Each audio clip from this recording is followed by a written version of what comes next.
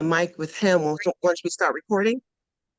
Welcome each and every one of you. You are in the right place if you are here for our Global Chamber Author Series. I'm Dr. Dana Austin, delighted to have each and every one of you as you sign on. While you're signing on, go ahead and put your name and what city/country that you are hailing from, and then we'll have our CEO, Doug Brunke, to go ahead and welcome you officially, and then we'll introduce our guest speaker.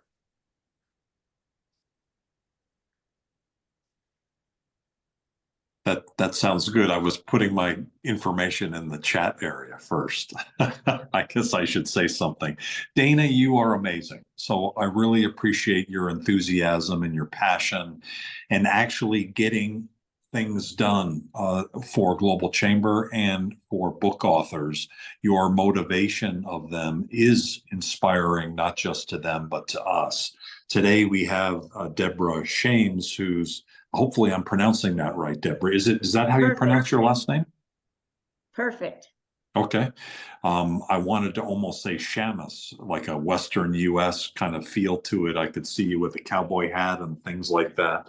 But you are an extraordinary speaker, coach, and an author of 4 books. And so you're here on multiple. I'm sure we'll be able to learn from you in multiple ways. One of the things that really inspired me, and when I was reading your story and what's important for you, is how you pull people to a point where they can tell their story and feel very proud about their story and not let people shame them, no pun intended, regarding your name. This happens way too much around the world, and it really was largely inspired me to create Global Chamber when I saw how women were treated in certain countries, including now in the US as well, where people aren't treated as adults, as professionals, as equals. And we all face that at some level, but women in particular, and anybody who's part of a marginalized group, we get abuse, or people get abuse relative to that. And so I love the fact that you allow those people both to speak and give them tips and techniques to be able to overcome that, including finding the support that's required, to the point of even writing a book about it. So thank you today for sharing all the things I'm sure you will, including the important question, Dana, I think that you're going to be covering is, what should your next book title be, or what should the topic be? And that's a very important one. So back to you, Dana. Thank you for your leadership. Thank you so much, Doug. Really just for inspiring an organization like none other, Global Chamber. And welcome each and every one of you. If you would, put your name, your city, and your country, because we want to allow our speaker, Deborah Shames, to see that you guys are coming in from all over the world and even listening in replay, so that you can get the value of what our topic is today, which will be storytelling. Okay, give me 1 second. Here we are. All right. So we meet once a month, the Global Chamber Author Series. And our intention is to share tips, stories, and techniques that can help you in the capacity as an author and entrepreneur, as I say that for my writers. And we want to engage authors, not just talk to you, but be a part of that. And so today is not going to be any different, but I think it might even be elevated in terms of engagement. So be prepared to use your fingers to type in the chat or unmute yourself when the time comes. So the Global Chamber Author Series is a vibrant community of writers worldwide, where we connect, share our diverse experience, and inspire through books, workshops, collaborative projects, and leadership initiatives. So that's what we're doing today. We meet the third Wednesday every month. So just lock that in your calendar and make sure you're at each event. And I am the executive director for Global Chamber Atlanta. I also host my own writers conference, but I'm also the Global Chamber Author Series, which was founded over 3 years ago by yours truly, Gloria Peterson, who's online. And it has just grown and continued to evolve, and we're continuing that same spirit of excellence and inspiration. Global Chamber, some of you are new on today, so I would be remiss if I didn't let you know that we are the first of its kind and only global chamber of commerce located in 525 metros and growing around the world. And our mission and our goal is to accelerate cross-border trade and investment in every region of the world by engaging top executives like yourselves and leaders like yourself with warm connections, soft introduction. And we make doing business locally as easy as globally as doing locally. So that's who we are. And we represent 5 continents, 195 countries. We are located in Phoenix, Arizona, in terms of our headquarters. And you got a chance to meet our CEO and founder, Doug Brunke, just a moment ago. And we have affiliation with Thunderbird where we are located. And what I will say is that I'll be in Arizona next month. So I can't wait to get to the headquarters. Now, today, our speaker is an incredible woman of her own rights, Deborah Shames. She's a CEO and speaker, coach, and trainer at Eloqui. And just last month, she and her husband released a 3-book set. I think a fourth book in their release. And she's going to cover everything from storytelling and structuring presentation. So we're going to go ahead and give her the floor and let her take it away. And then we'll answer some questions throughout. And feel free to use the chat. It's yours, Deborah. Thank you. And look at Lainey. She's my promotional advocate here. Yes. Okay. For the last 3 years, I've gone to the International Santa Fe Literary Festival. It's in May. And because I wanted to hear the very best authors from around the world and what is their processes. 3 stand out that apply to you. Number 1 was Don Winslow, author of a trilogy. He was there after writing City on Fire. What he said was that after he does a draft, he goes back and he looks at the nouns and the verbs he uses to make sure they reflect the meaning that he wants. We also advocate that, and you'll see it when I work with you on your stories. Number 2 was John Grisham. Pick one of the multiple books that John Grisham has written. What you probably don't know is after his initial draft, he gives it to his harshest critic, his wife, who he says wields a red pencil and it terrifies him. Doesn't stop him from writing, but he has someone to look over his copy who he trusts. The last one is, how do you process your information in terms of where your book is going to end? Jennifer Egan of the Goon Squad says, I have no idea how this book is going to end. As opposed to John Irving, Cider House Rules, World According to Garp, John says, I always know where my book is going to end. Now, that's fine in terms of Jennifer versus John if you have hundreds of pages. But I never want you to tell a story without knowing the message embedded in it and how it's going to end. So why am I doing a session on storytelling with all of you, since you're writers, not speakers? Here's the deal. When I was at one of the literary festivals, Margaret Atwood of The Handmaid's Tale made a comment about abortion that was picked up by the international press. If you don't think your words matter, take a page out of Margaret Atwood's book. Next, you will probably be doing book readings at your local bookstore. That's you speaking, not writing. And finally, there's a number of authors who are paid quite handsomely to speak at conferences. There it's all about your spoken word. So I'm going to work with you on the Eloqui template of how to tell a compelling story in 2 minutes or less. But when we work together. Don't try to get it down to the 2 minutes. That takes practice and rehearsal and your red pencil. So first, whenever you're going to tell a story, know the one message embedded in it. If it's a business example, you might have a message of, I collaborated with X, Y, and Z. A message could be, when other providers didn't do a good job, I stepped in. or our team stepped in. So together we will, let me use one of my favorite movies, Gladiator. They asked the 3 screenwriters on Gladiator, what was the one message that was embedded in the movie? Raise your hand if you've seen the movie Gladiator with Russell Crowe and Oliver Reed. Thank you, Michael. Thank you, Pauline. All right. So what was the one message embedded in Gladiator? Russell Crowe, as I think he pronounces it, Proximo, the Spaniard, wants to get home. The entire movie is about his efforts to get home. When you can simplify every story with one message, you're well on your way to being a compelling speaker. Now, Lainey knows this well. We've come up with a template. Actually, my partner David came up with it because he loves to go into the weeds. He loves to talk.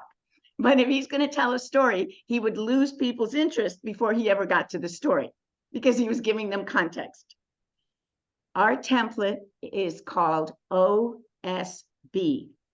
And by the way, if you email me, and my contact information is in the chat function, I will send you this template as well as 500 active verbs. So like Don Winslow, your verbs will always reflect what you did and your processes. OSB. Does anyone know what the O stands for? And unmute yourself and just jump in. By the way, that's true for this whole session. I'm Jewish. I'm used to being interrupted. Don't worry about it. It's better to not hold your comments to the end, but to jump in during the middle of it. So what do you think the O is in OSB? And it's in the opening of any story that you tell. Any thoughts? Don't worry about being wrong. No such thing. What grabs you? Every movie, book, play has to have this O to grab the audience because we remember most what we hear first and last. I heard a voice. Who was that? Pauline or Dana? Obstacle. Oh, go ahead, Dr. Pauline. Go ahead. I don't know. How did you know it was obstacle, Pauline? Because you are absolutely right. No, I didn't say it. I think Dana said it. I was going to say ownership, but no, obstacle is a good one. I like that. Yes.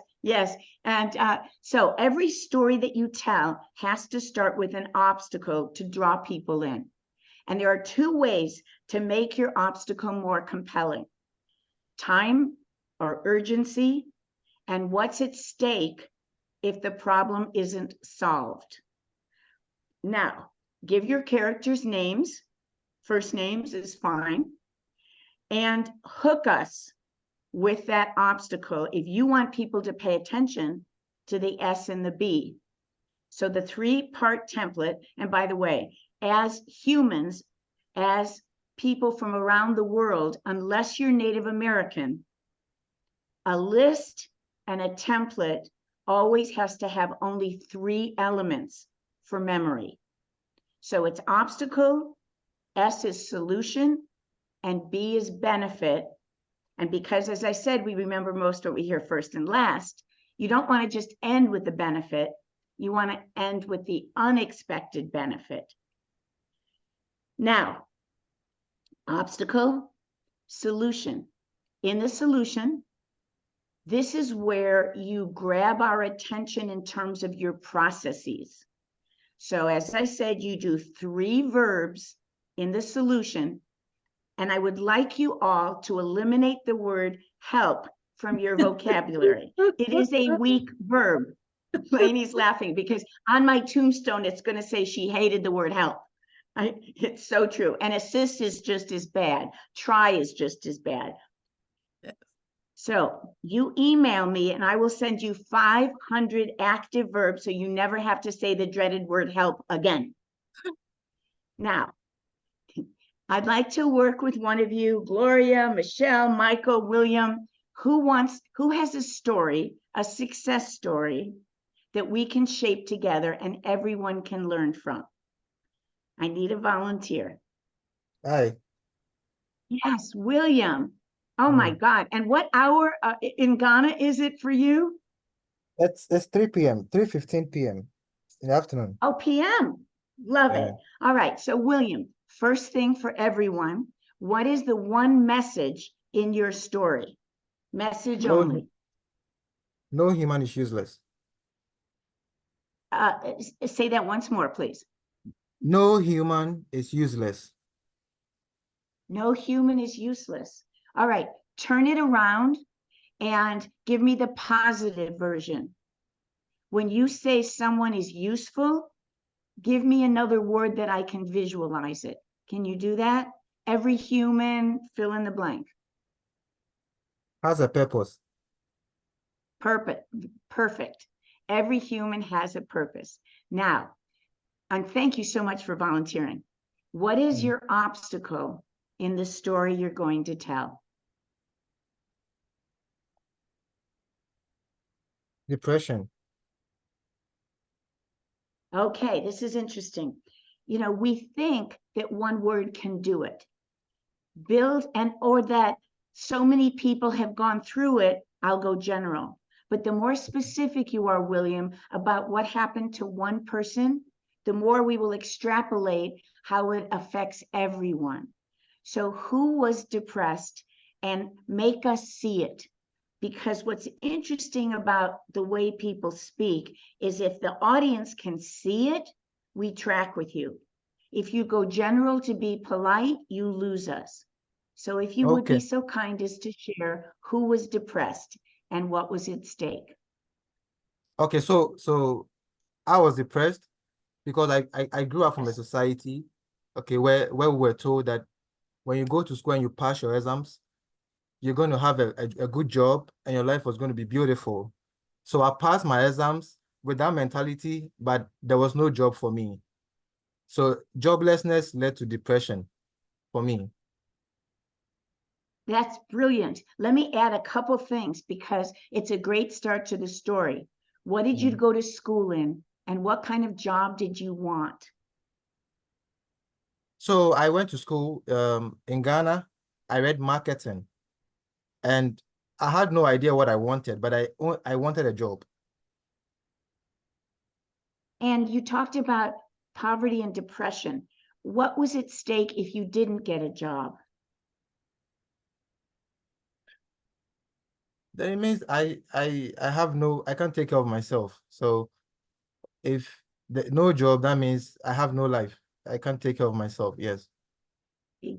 Or your family, all right? Yes. So William I was has single then. So you were single then, yes. Great premise because we care. So William, your job is always to make us see what that was like. And don't be afraid to say you were scared or you were angry, and put yourself in it. And what was at stake is, I mean, if you were in the States, you may end up serving coffee or you may end up working in the field. Where you were, if you didn't get a good job in marketing, where might you have ended up?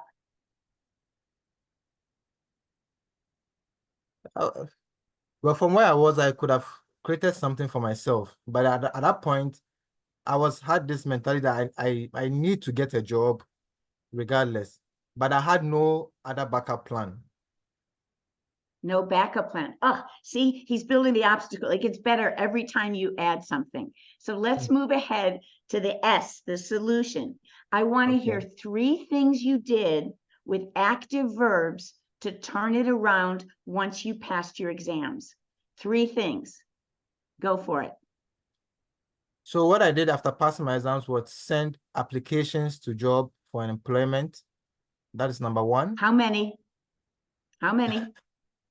I think I said about, it shouldn't be more than 10. It's not more than 10. Why? But 10 is a lot, okay? And build up. We want to see you actively involved in getting a job. So the first thing you did was send out applications. What was the second thing you did? Second thing I did was to speak to people who could help me get a job. And the last thing was in my country. Wait. Close, hold on. You didn't speak to, you encouraged, you interviewed, use a stronger verb, okay? Because Those strong verbs show how you operate. Can you give me the second thing again, as opposed to just speaking to? Okay, so I interviewed people I felt could help me, no, could assist me get a job. No, help and assist is just as bad. Who had the contacts, who leveraged their resources. Again, we judge you by your verbs. So you interviewed people. Give me something about them so I can picture them. Who were already in marketing, who supported you in the past. Give me that second one again. Everybody's learning from you, William. Okay. So I interviewed government officials whom I felt Thank you. Yes, go ahead. Who I felt what? okay, Had whom the I felt ability to. had the capability of, securing a job for me. Good. You see, he's using better verbs, securing a Mhm. job. And the third thing you did? And the third thing I did was I tried creating a job for myself. Ooh, you didn't try. I created a job for myself. All right, what did that job look like? And then let's go to the B, the benefit. What did you create? This is fascinating. You're doing great. So I began selling used clothes that were shipped from US to Ghana.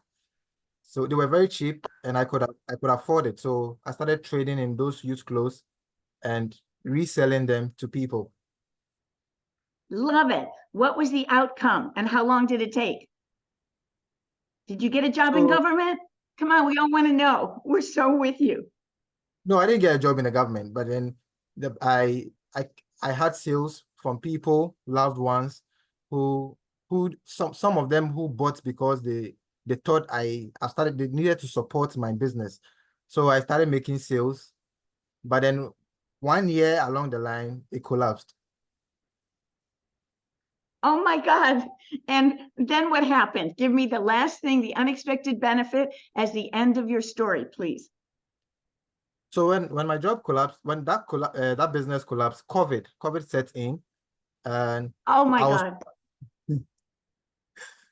when COVID set in, I was I was thrown out of the house. My grandmother asked me to leave the house because she was broke, so she wanted to rent my room out.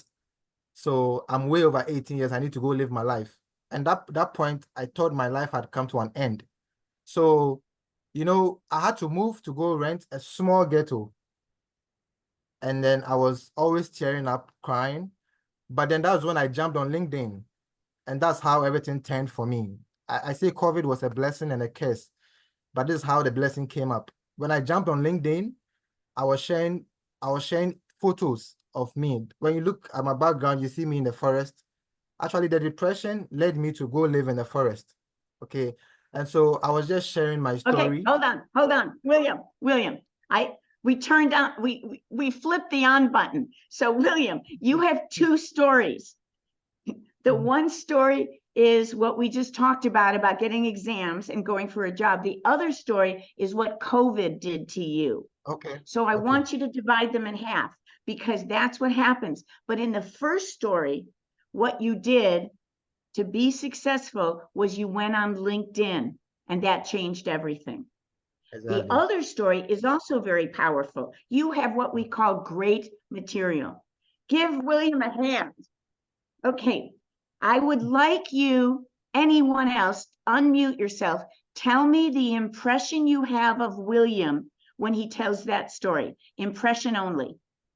He is one gutsy guy. Yes, doesn't give up. My favorite comedy is Galaxy Quest.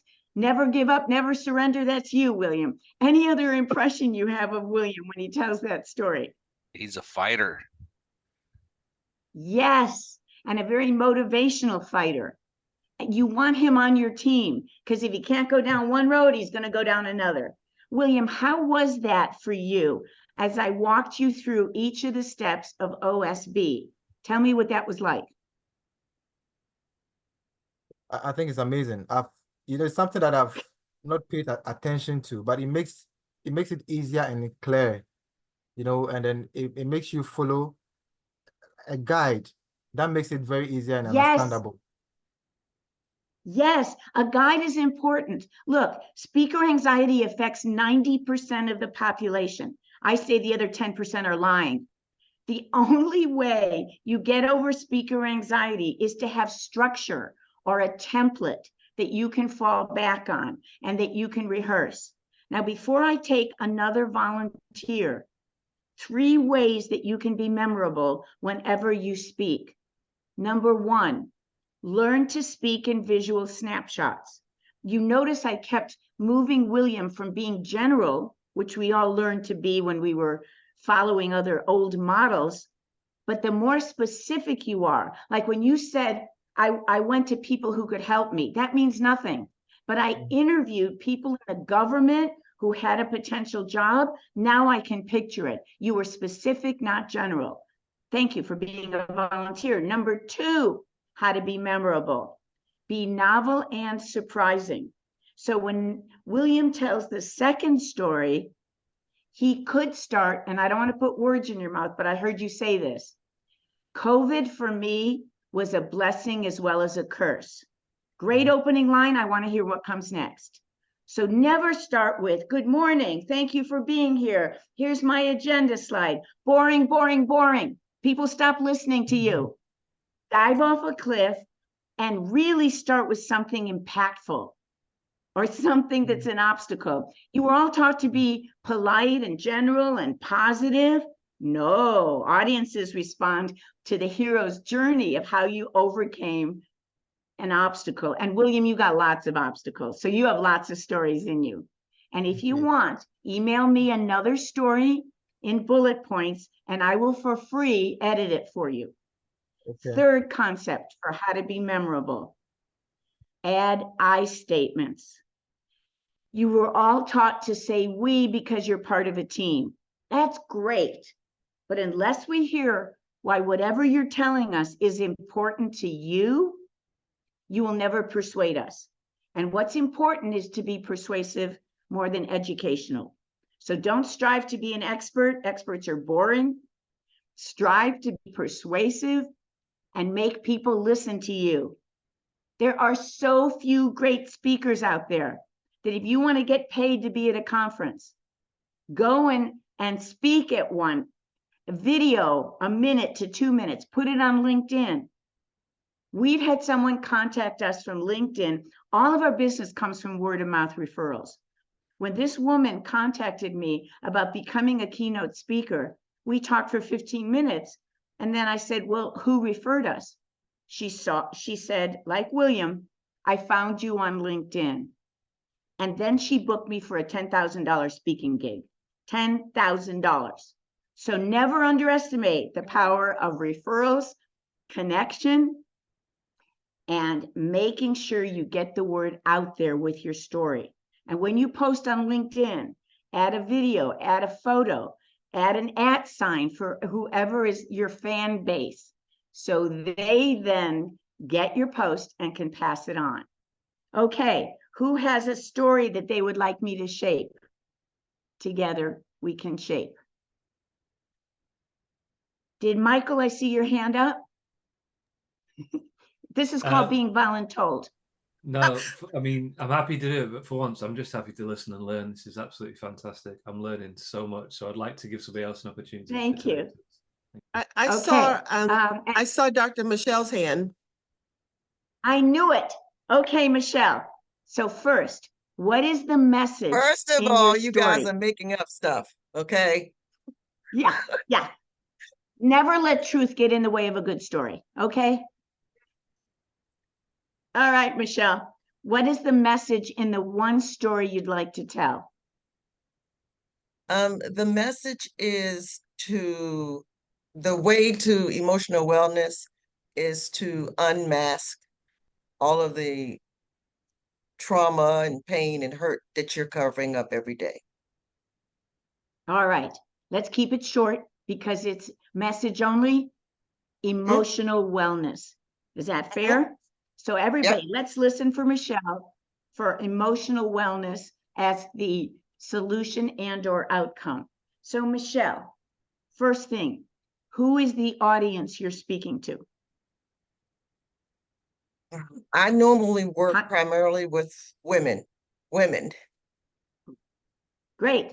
So you, by the way, that's a great topic for a conference. And know that people book conference speakers 6 months to a year in advance. Email me and I'll tell you how to put together a speaker package. But let's say you're at a conference for women and you're going to give a talk on emotional wellness. And this will be one story in that talk. So if you would please tell us the obstacle. Like, how did I created, like, where did it come from? Is that what you're saying? No, great question. When you tell a story, make it about one person, whether it's you like William or a client of yours, Michelle. Don't try to be general. Like people say, sports metaphors are used up. They're not used up if you focus on one game, one event, one setback that you had. So are you going to talk about yourself with emotional wellness or a client that you have or know of? Okay. I'll start with myself. All right. And it occurred again during COVID, where we were all masking, we were all in place because we couldn't go out.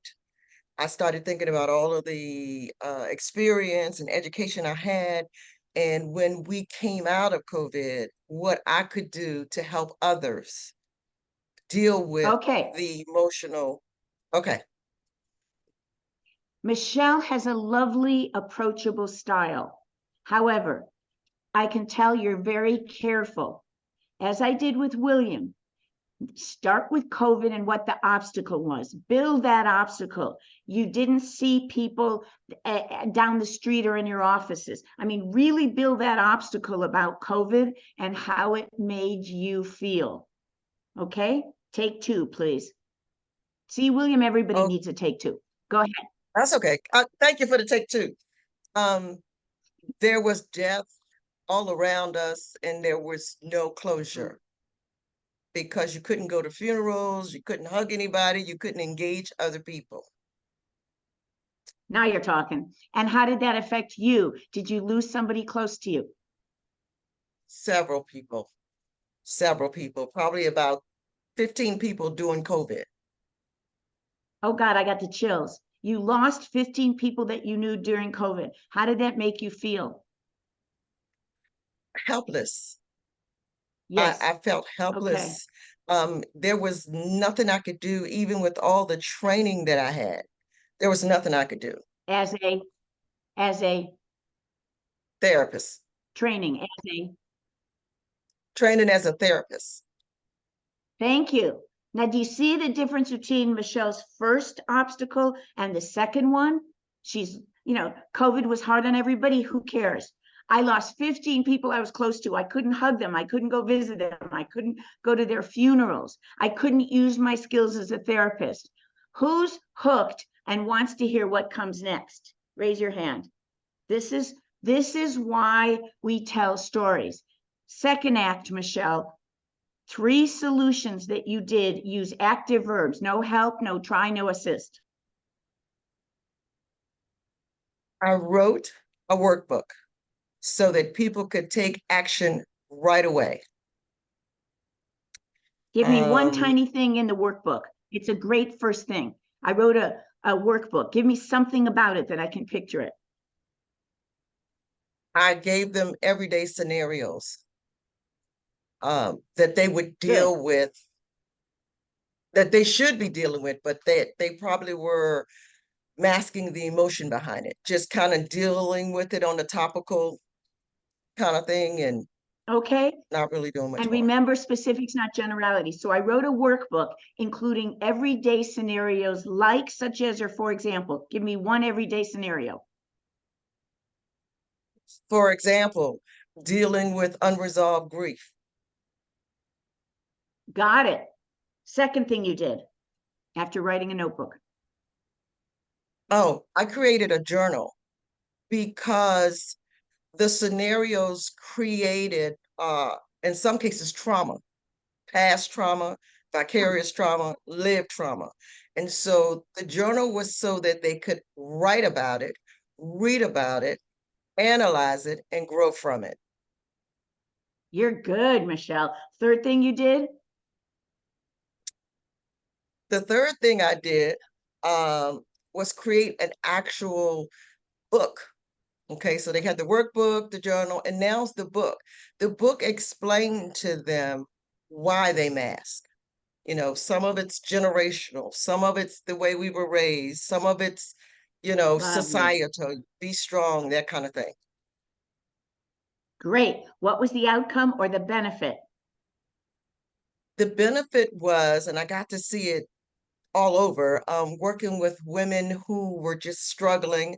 They did the workbook. I just got so much positive No, feedback. You're going back to the Okay. opening. Now, Okay. you got the obstacle, you got the three things you did. What was the outcome or the benefit? And then the unexpected benefit. Go right to it. Okay, the benefit was people were able to deal with just the trauma that they had experienced, to look at it, to Can you examine it, to quantify deal that? with it. Can you quantify that? Did you get letters? That you heard from people? Absolutely. How many copies did you sell? Okay, Or so give away? lots of copies. I didn't really keep count of that, but was invited to speak, did workshops all over, had people online talking about how it had helped them, got just letters, everything. Perfect. Unexpected benefit, not to you, but to the women that you coached or that you gave a lifeline to. Unexpected benefit. One of the unexpected benefits was that women said that they could be their authentic self. They didn't have to now continue to hide, you know, their feelings. They could address them and be authentic. Perfect. Michelle, I edited you and got you down to a spectacular story, which says so much about you. You see, we generalize the way you tell a story is the way you do business. So when you stay on course, when you have good visual images, you add yourself to it, but you're not self-aggrandizing, you're not complimenting yourself. I can tell this is really important to Michelle. We generalize, that's how she works as a therapist. So any comments for Michelle? What William and Michelle did is not easy, and they had no Yeah. prep. I promise I didn't work with them ahead of time. This is just on the spot. Yes, Dana, comment. I'd like to jump in on the tail end from Michelle, and I really want to express an appreciation on how you're taking each of them and showing us the demonstration of the storytelling process. And you said, what was the unexpected benefit? So I know with Michelle's story, you had her to make it personal, how she was impacted by COVID and the loss of not being able to engage and touch and go to funerals and the loss of 15 close family members, the impact on her. And then that impact, and I put it in the chat too, and sometimes it helps or hurts that I know their story, her impact, not only how it, the process of journaling, doing the workbooks helped her, but now she's been able to take that overseas and do workshops in Kenya every year and also locally, reaching women and teaching them how to deal with trauma and show up as their authentic self. So I wanted to add that element, but also thank you to William Okay, because you. I think Dana, if I understand you correctly, the big picture is that Michelle made it about herself.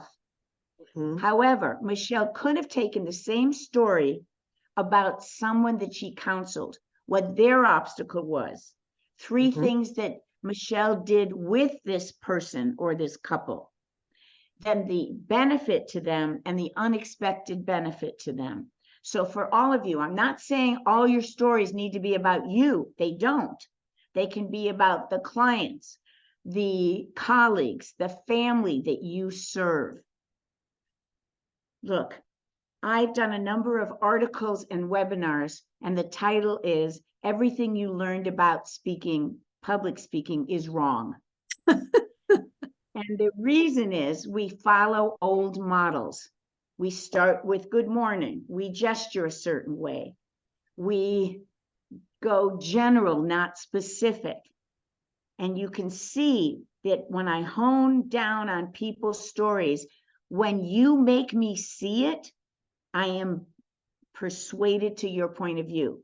If you don't make me see it, I lose interest and I go on to something else, like what's for lunch. Now, the problem with PowerPoint is that it takes the focus away from you, the speaker. So whenever possible, don't use PowerPoint. And please don't read the PowerPoint. You are the star, not the slide. And please don't strive to be polished and perfect. We don't trust it. We don't trust experts, and they're boring. Strive, as Michelle said in her unexpected benefit, to be authentic, to grab people with what is important to you, make us see it, be persuasive, and you'll be asked to speak more. Again, the bar is really low. And when you come out and you can facilitate a panel or give a story or speak at a conference, Michelle can speak on, and already does, on mental health. You can tell one story after another, Michelle, but each one has to have a different message embedded in it, because we don't want you to repeat yourself. We don't want a speaker to repeat themselves. We want to hook on with you and stay till the end. Now, I'd like to open it up and tell me what you think of what we've done so far and what else you would like me to address, from speaker anxiety, structure, gestures, virtual versus live. You ask me and I'll address it. Who has a question or a comment? Lainey. Two things. Michelle, when you said something about 15 people you'd lost, that just grabbed me. That was a lot of people to lose. So thank you for sharing that. And Deborah, maybe you could talk a little bit about tips for rehearsing when you have a big talk to give. Perfect. First of all, never, ever, ever memorize. If you try to memorize and you look out on the audience and somebody has a frown on their face, you're going to forget where you are and you're screwed. Work off an outline, because when you work off an outline and you have big letters, David says, that sounds like big words. No, your font is large, so you can glance down, pick up a word for where you are, and then connect with eye contact to the audience. So one, work off an outline. Now that doesn't mean in the beginning you can't write out your whole talk. If you have the time and you want to do it, fine. But then keep reducing it down till you only have an outline. Think of the outline as a GPS. It tells you where you want to go. Your opening, your transition, your 3 buckets, 3 different talking points, and your close. That's what I did today. Rehearsal. Because you're not going to memorize it, the day before that you have a big talk to give, rehearse out loud to either a friend, to the mirror, or when you're driving in your car or walking. And here's the trick that professionals know. Never rehearse it the same way twice. Because once you do, you're smart people, it'll start going into your memory and sound canned and generic. But for example, I ask you, what's your message in your story? So either William or Michelle, when you're rehearsing that story, you know the message, you know the OSB, but mix up the phrases. So William could start, his opening line could be different. Could be, I'm making this up. I was living in my parents' home and suddenly they needed to rent it to get income. And also it was COVID. So when you rehearse, mix it up. And here's a tip from the entertainment business. Do a stumble through. Like I'm an Olympics junkie. I love to watch it. That means never give it full energy when you're rehearsing. You never see an ice skater do a triple or a quadruple jump in the warm-ups. They go out in their sweats and they go around once and they mark it. A stumble through is marking what you're going to say when, and say it in a conversational tone. I'm going to talk about, I interviewed government officials, or let me do Michelle's. I created a workbook with daily da-da-da. And then I recommended a journal for people. So you talk it out loud, you know where you're going, and you're doing a stumble through. The day of your talk, get some exercise, get that oxygen going from your stomach to your brain. Drink a lot of room temperature water. Stay away from the Elvis sandwich. Bananas, peanut butter, and marshmallows. Worst thing you could ever do for your voice. Instead, eat apples and grapes. Pavarotti was known to drive his stagehands crazy because when he went off stage, there would be little slices of apples and grapes all around him because he knew how to keep his voice good. These are things you are now a professional. When you're speaking, you got to take care of yourself. That means right before you get up to speak, 10, 15 minutes, bridge. Bridge means, and I remember, Lainey, you talked to us about this years ago when you were just starting out. She was a guest speaker and she was at a table chatting away, just like Lainey does, making friends, having a conversation. She didn't bridge. 10 to 15 minutes before you get up to speak, go to the bathroom, go to the hall. If you can't, close your eyes and look down. Get rid of everything in your head that you have to do, and only remind yourself of your intention. Like, I'm going to convince them that mental health is essential for a healthy life. Good. I got that intention. Because if you try to go over your content 10 to 15 minutes before you speak, you're going to forget something, and then you're going to get anxious, and you're going to say, well, what if I forget it when I'm up in front of the room? Instead, just remind yourself of your intention and walk up to wherever you're going to be speaking, including virtually, and we can tell you're excited to be here, and we're going to listen to you. So never apologize. Never say, oh, if I had more time, I'd be better. And please, you're not going to gain sympathy. You're going to make us uncomfortable for you. Yes. Instead, I want to see a speaker who's like, can't wait to connect with me and give me something of value. So I have spilled coffee down my front right before speaking. I've had men whose zipper was open when they got up to speak. Who cares? If they have something valuable to give me in the audience, I'm hooked. So as you can hear, everything you learned about public speaking is wrong. And if you ever start with your PowerPoint, I'm going to reach through the screen and strangle you. Because we remember most of what we hear first and last. Don't give it away. Your authors, you know the power of a great, yes, Dana. Well, I don't want to interrupt your flow, but what I wanted to say, thank you, Lainey, for raising that question on how to prepare before speaking. And then for you, Deborah, just walking us through. But I've seen one of our other Global Chamber members who's also a public speaker, and she's going to be speaking to 5,000 people on Friday.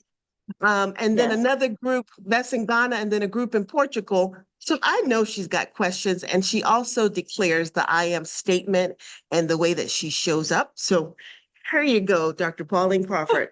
The floor is yours. All right, Pauline, question or comment?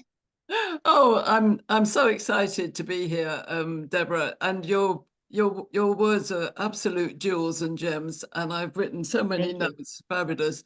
And I totally agree with you about being in the moment. I'm dyslexic, and it's a real advantage because I had a moment years ago where a partner of mine gave me a card and said, do this, this, this, and this. And I thought I would obey her, and I stumbled. And actually, the audience was staring at me. So I tore it up literally. And I said, okay, I'm just going to stop. But it is about being in the moment. And I do use very lively PowerPoints, as Dana and the others know. But I agree with you. It's about being in touch with the audience. And I love what Dr. Michelle I think you're very strong and very sensitive. That's what I got from you, Dr. Michelle. And women, I work with a lot of women, and on Friday I'm talking to these, I think it's 2,000 women, but it's a lot of women who are going to be politicians in Ghana. So watch this, William. But I've only got 15 minutes, so I've got to be some personal story and then get them really thinking about how do they address balance in their life. What is Okay, it you so want? she's got 15 minutes. Can I Yes. address that, Pauline? Yes, First please. of all, do not rush. 15 minutes No. is a lifetime. Now, and if you write me, I'll give you this structure. When you go to put together your talk, do not start with the opening or a PowerPoint. The first No. thing you do when you're structuring a presentation is, what's my intention? What do I want to achieve? And make it active, not passive. Meaning, you're not going to educate them. You're going to persuade or convince them of something. Fill in the blank. Next, what is your role? Meaning, are you a motivator? Are you a seasoned veteran? Are you a visionary? Dana's going to learn about all this when she attends our workshop. Third, how are you going to open? Because that's what we're going to pay attention to. Next, divide your content into 3 buckets. And with only 15 minutes, like the 3 buckets are, a history of this and da-da-da. I mean, work with me and I'll give you the 3 buckets. You have time for 2 stories.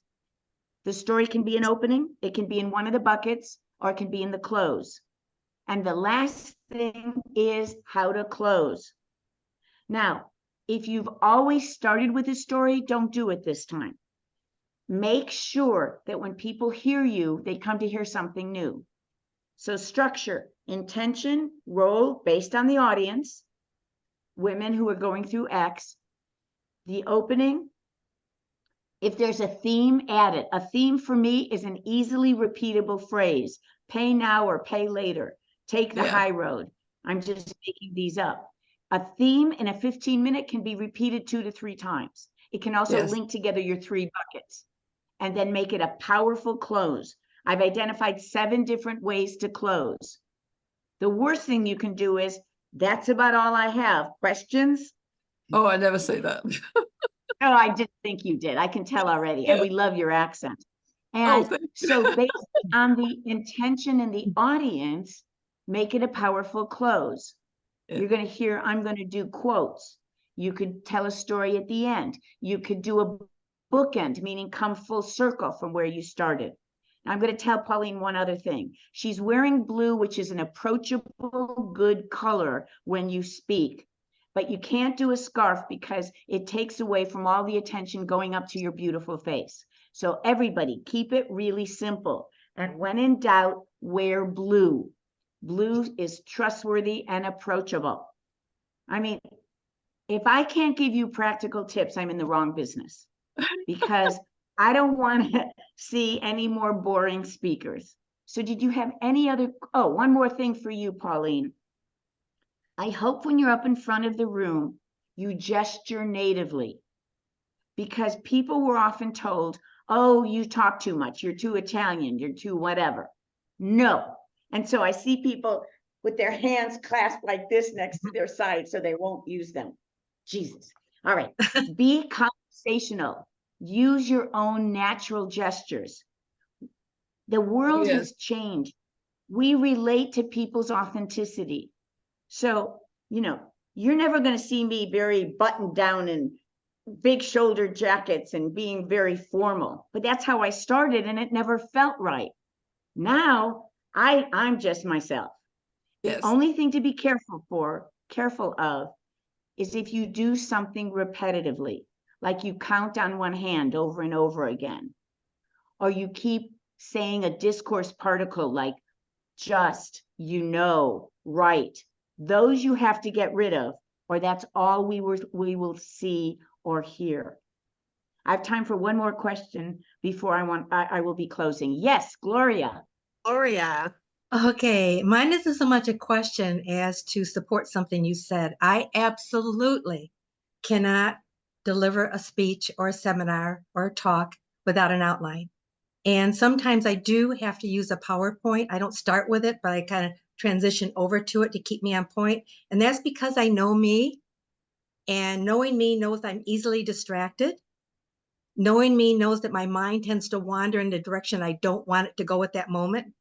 And if I have an outline or a PowerPoint up there with some bullets, it forces me to get back on track so I accomplish what it is I'm supposed to accomplish during that time. So I do want to Gloria. comment in support of that. Gloria, Yes. PowerPoint is a visual medium. It is not a crutch or a cueing device. I've listened to you already. You are gorgeous and you are compelling and you work off an outline. If you get distracted, it means you don't have a strong intention. You want to do too many things. You want to educate them and do this and this and this. Mhm. You have a singular intention and you will not be distracted. And you won't have to use PowerPoint unless it's a visual. So if William had what his family place looked like, if Michelle had a woman in COVID who was depressed, that's a great use of PowerPoint, not as a crutch or a cueing device. Again, everything you've learned Oh. about public speaking is wrong. And I would love to see you. Like I had a client, the CEO of the Pancreatic Cancer Action Network, who swore to me she could only talk using a PowerPoint. After she did our workshop, Julie Fleshman stepped out in front of the room, and she's shorter than me, which is hard to do. She's only 5 feet tall. And she gave her entire talk without a teleprompter or a PowerPoint. She got a standing ovation and I cried.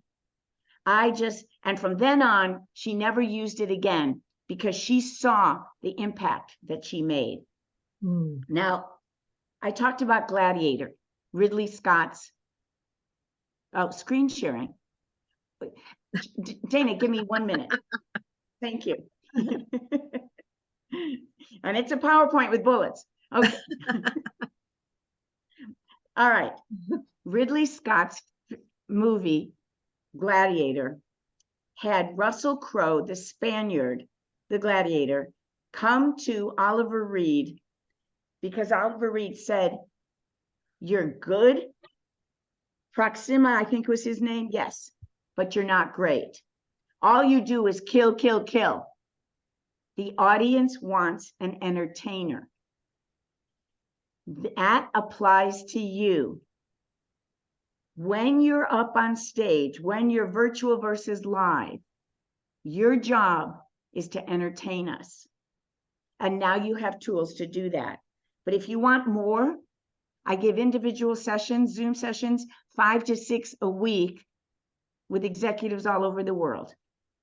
You can attend a workshop of ours. Dana will be joining us in Santa Fe, New Mexico to do a workshop like Lainey did a number of years ago, where there's only 8 people and you'll get lots of attention and you'll hear how you're coming across and you'll walk away with tools. Because when it comes down to it, I want you to kill it. Thank you very much. Yes.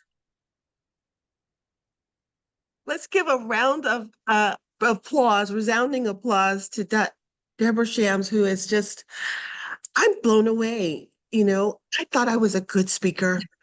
I thought I was doing something right.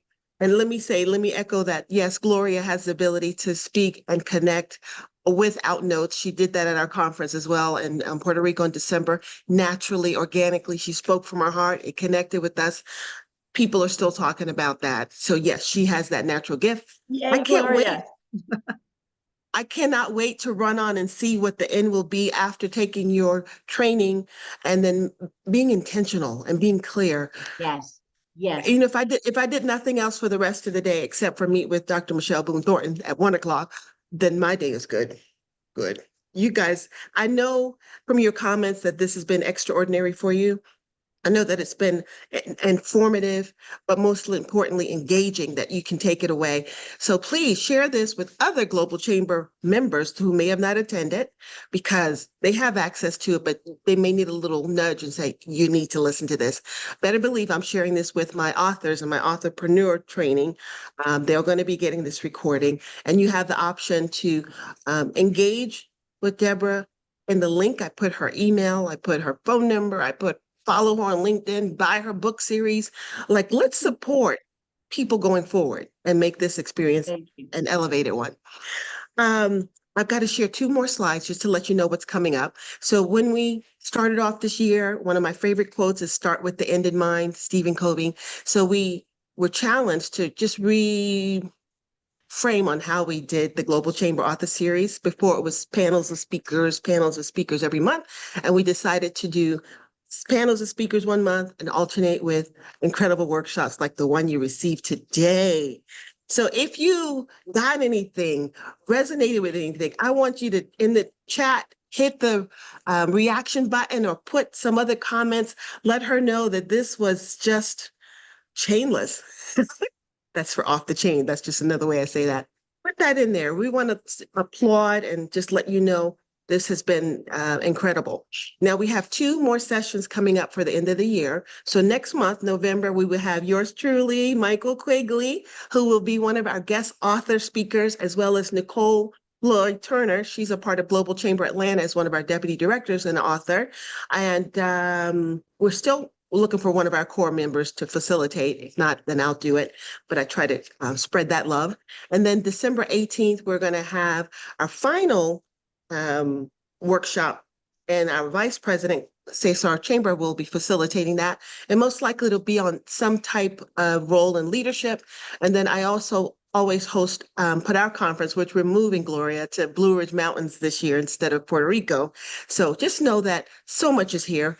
Find someone within the tribe to collaborate with, to write a book with. And if I could be of assistance as a writer coach, if Deborah could be of assistance as a coach extraordinaire, any of us here, connect with us.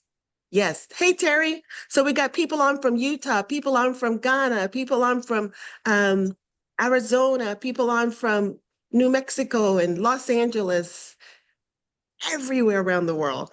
And those that will be listening into replay, we look forward to engaging and creating an elevated experience.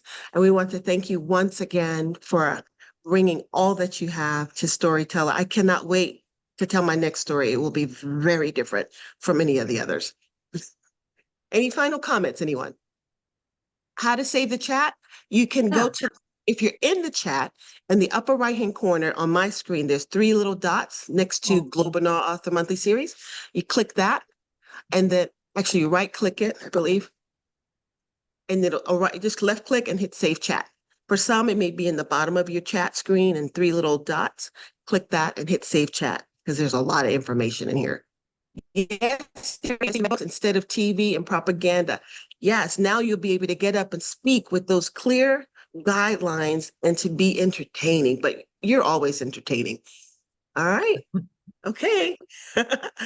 Thank you, guys. And we'll talk soon, but most importantly, share this webinar. Yeah. Thank you, Jemima. Thank you, Doug. Thank you. Thanks, Deborah. you. It was fabulous. Yeah.